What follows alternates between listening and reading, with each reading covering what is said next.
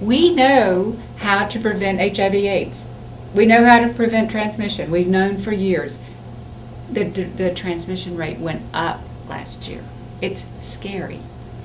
At the same time, even if you're not infected, everybody's going to be affected by this disease. It is definitely affecting African Americans as the top group now, much more than even Caucasians. When the epidemic first hit in the early 80s, it affected more men, white males. But as the epidemic has progressed over the last almost 30 years, we are seeing more and more of a disparity among African Americans. People kept telling us, we need to get together, and when we finally did,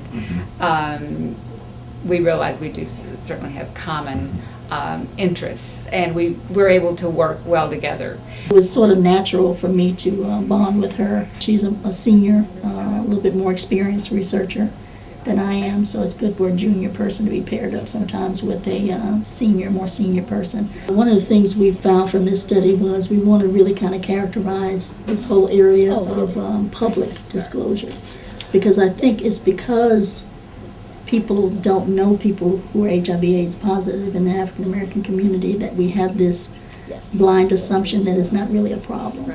And so that whole area of public disclosure, I think, is going to be an important one for us to do some more study on that. My ideas, when I think about ideas for research, is to make it so that I can take whatever the findings are and really apply it to policy and policy areas.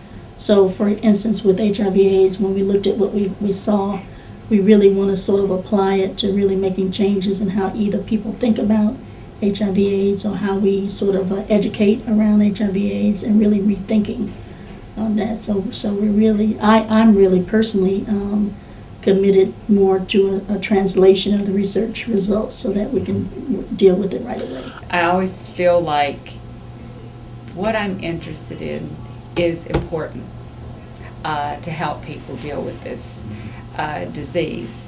And so it kind of keeps you plugging away, trying to get that support you need, to reach the people you need, to get the message out. So it's important for them. I think it's important, being a faculty member, that we stay involved in research, because that's a big part of our job, and students need to be involved and see that we are being productive.